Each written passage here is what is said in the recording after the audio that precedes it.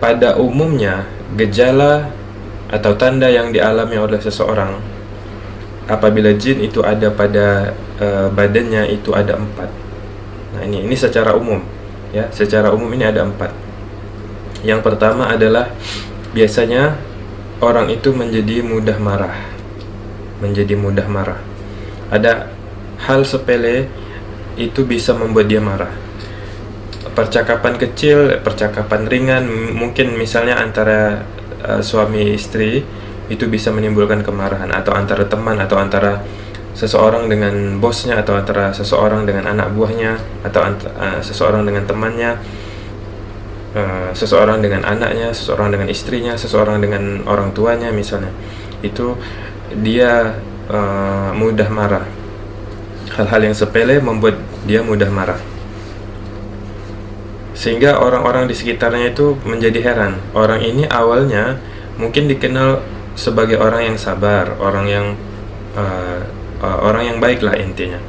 Tapi setelah beberapa lama dia menjadi berubah sifatnya, menjadi pemarah. Apalagi di dalam rumah tangga, misalnya antara suami istri baru 3 bulan menikah misalnya. Mereka ini tentu saja saling mencintai kemudian menikah makanya. Nah, setelah beberapa lama, setelah 3 bulan menikah, tiba-tiba si suaminya itu berubah sangat drastis, dan berubahnya itu aneh.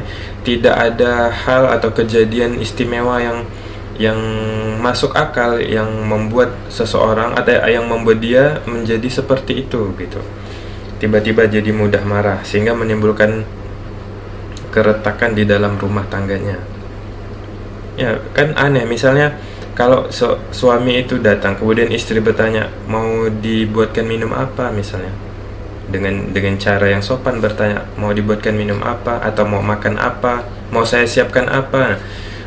Ketika itu suaminya memberikan respon yang buruk, karena mungkin ketika istrinya bertanya seperti itu, si suami yang sedang mengalami gangguan sihir atau ada jin di badannya merasa bahwa itu suatu yang mengganggu gitu. Jadi dia marah, padahal hanya bertanya seperti itu kan, mau disiapkan apa untuk makannya atau minumnya.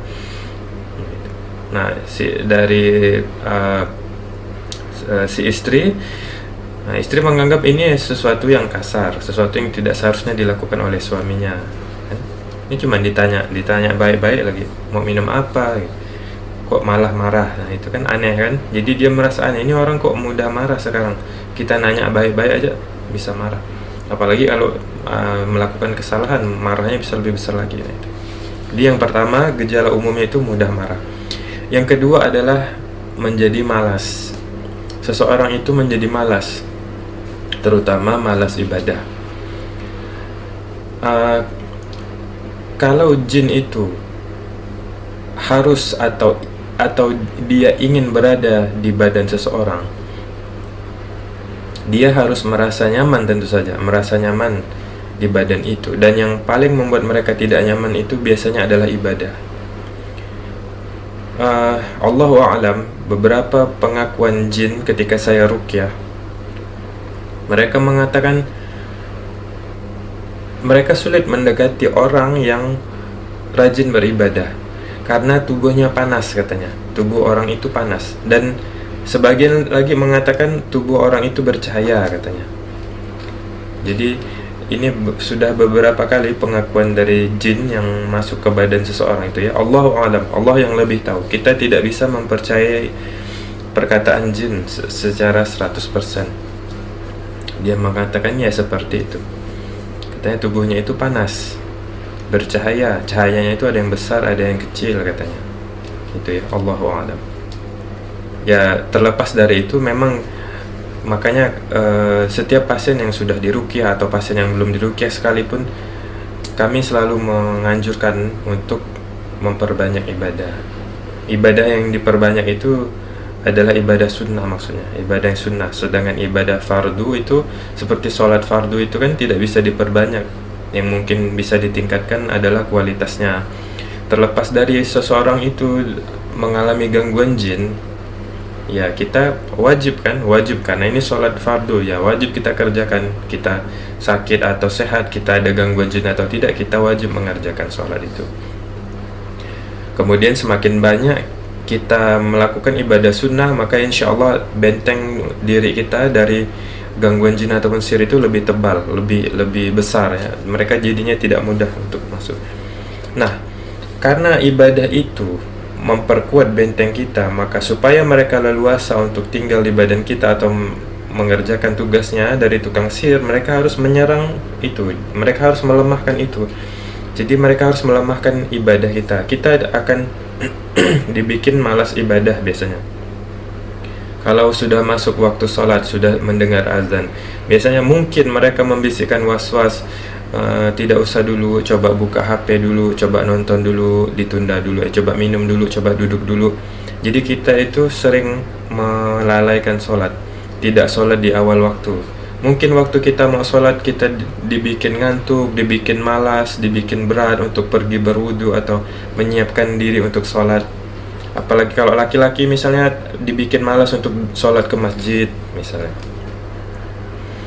Setelah kita berhasil mengerjakan ibadah itu atas izin Allah, mungkin mereka akan melakukan langkah berikutnya, yaitu mengganggu ibadah. Misalnya kita sholat dibuat tidak khusyuk, kita sholat jadi banyak pikiran setelah sholat, mulai teringat hal ini hal itu, mulai teringat atau merencanakan kegiatan hari itu misalnya. Atau kita dibuat lupa rakaat, dibuat lupa bacaan. Ada yang dibikin tidak nyaman waktu sholat. Ada beberapa pasien mengatakan kalau selama mereka terkena sihir itu, waktu sholat, Alhamdulillah, waktu sholat katanya pundaknya panas, waktu sholat katanya lututnya sakit, waktu sholat katanya berdebar-debar keluar keringat, waktu sholat kepalanya sakit, waktu sholat terasa berat di pinggang atau di pundak katanya terasa berat, waktu sholat keluar air mata, mukanya panas misalnya. Nah, itu diganggu waktu ibadahnya. Ada juga, saya pernah ada pasien ini sepertinya cukup ekstrim. Setiap mendengar azan kepalanya sakit sehingga dia tidak bisa sholat. Subhanallah, dia tidak bisa sholat kecuali di akhir waktu. Jadi setiap sudah mau masuk waktu sholat, dia merasa sakit kepala sehingga tidak bisa bangun, tidak bisa pergi ke kamar mandi untuk berwudu, apalagi untuk sholat. Dia untuk bangun saja sulit. Tapi setelah waktu sholatnya akan berakhir, di ujung waktu, hampir masuk waktu sholat berikutnya, dia baru bisa bangun. Masya Allah, ada yang seperti itu. Ketika orang meninggalkan ibadah-ibadah sunnahnya karena mendapatkan was-was atau bisikan dari jin yang ingin tinggal di badannya atau yang datang untuk mengerjakan sihir, maka bentengnya akan semakin menipis, akan semakin berkurang. Tinggal ibadah fardunya, sholat fardunya, mereka akan terus mengejar itu untuk merusak ya, supaya tidak sholat misalnya. Kalau orang itu tidak sholat, meninggalkan sholat fardu, yang pertama itu adalah dosa besar. Meninggalkan sholat itu dosa besar ya. Sekali meninggalkan sholat itu dosa besar. Kemudian dia akhirnya seperti pintu yang terbuka ya, rumah itu seperti pintu yang terbuka, mudah sekali dimasuki, keluar masuk gitu. Nah itu ya, Allahu a'lam, Allah yang lebih tahu. Jadi mereka itu berusaha untuk melemahkan ibadah kita, jadi dibikin malas ibadah. Bismillah. Kemudian malas secara umum, malas bekerja, malas melakukan aktivitas yang bermanfaat. Kalau mau mengerjakan sesuatu biasanya tidak jadi. Saya mau ke pasar misalnya, mau beli sesuatu untuk keperluan rumah. Pas udah jalan, di tengah jalan dia berubah pikiran, tidak usah lah, tidak jadi. Akhirnya pulang ke rumah. Pas dia pulang ke rumah dia menyesal.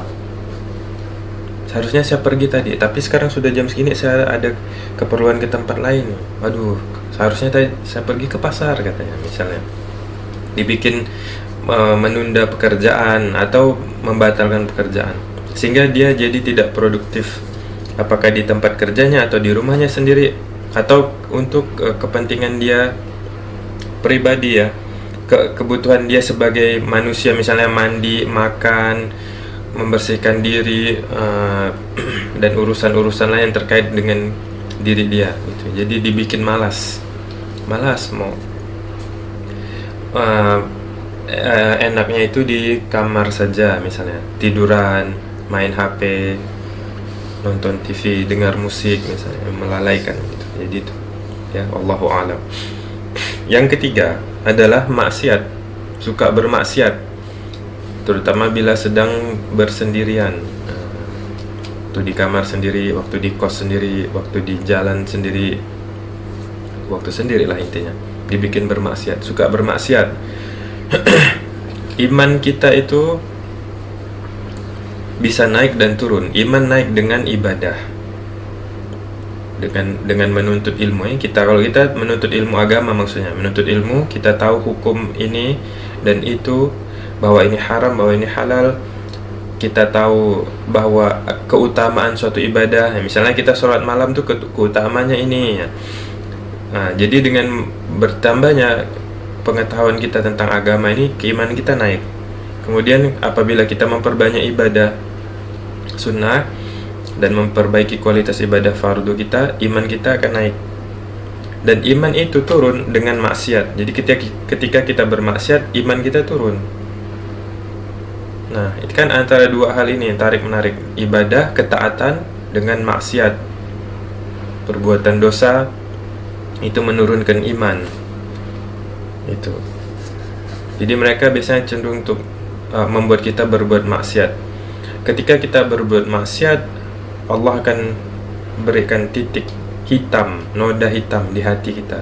Sekali berbuat maksiat 1 titik, 2 kali 2 titik, 3 kali itu terus. Kalau kita terus berbuat maksiat itu banyak noda hitam, titik hitam yang menutupi hati kita, sehingga hati kita tertutup, sehingga hati kita keras menerima nasihat dan tertutup dari hidayah. Susah dinasihati kalau sudah hatinya tertutup dengan maksiat itu, noda hitam akibat maksiat. Susah untuk dinasihati.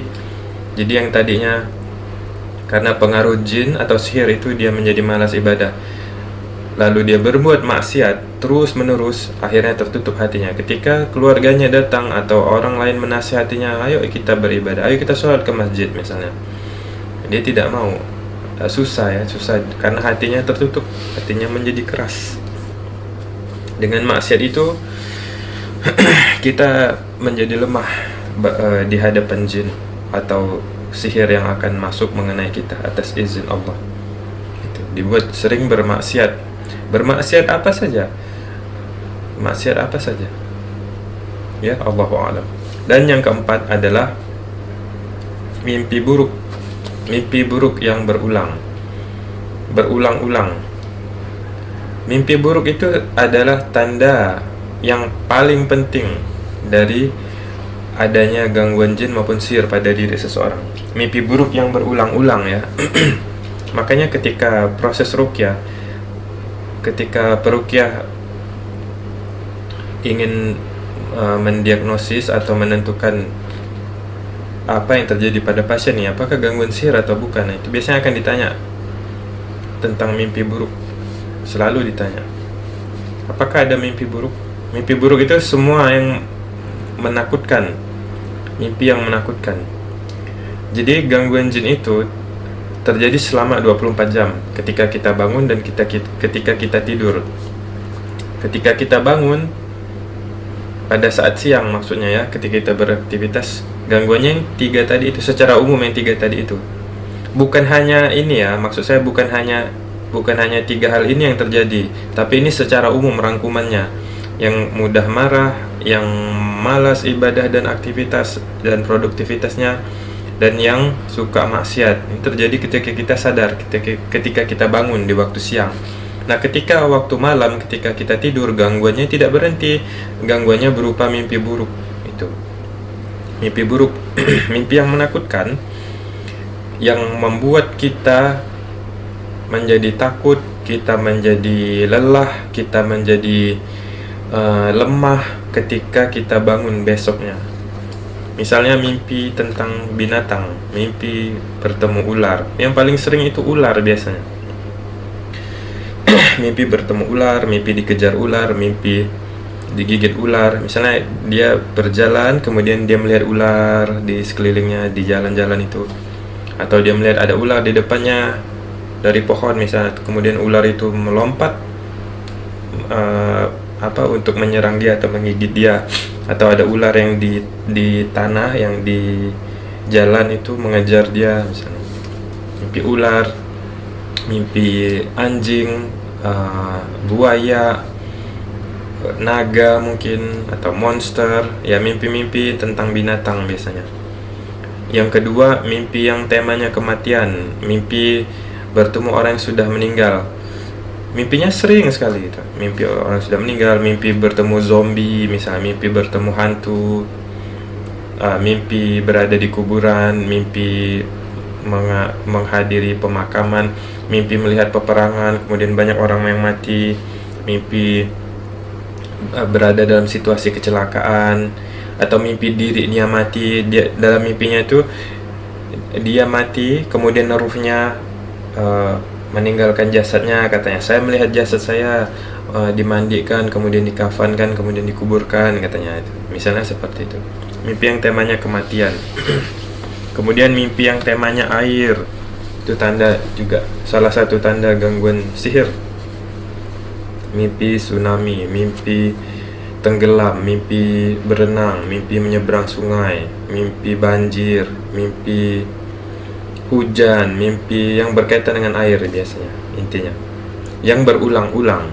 Kemudian mimpi tentang ketinggian, mimpi naik pesawat, mimpi jatuh dari pohon, mimpi memanjat, mimpi berada di gunung, mimpi bisa terbang kemudian jatuh, nah itu dan sebagainya ya. Mimpi yang temanya ketinggian, wallahu alam. Jadi mimpi buruk, mimpi-mimpi yang kemudian mimpi dikejar, sering nih mimpi dikejar, mimpi tersesat, mimpi ada orang yang membawa senjata ingin membunuh misalnya. Itu mimpi yang menakutkan. Jadi ketika dia bangun tidur, dia bangun dalam keadaan yang gelisah, keadaan yang lemah. Kalau mimpi dikejar itu capek biasanya, kata pasiennya. Saya mimpi dikejar-kejar, katanya. Ada yang dikejar banteng, ada yang dikejar orang. Pas bangun itu capek, katanya.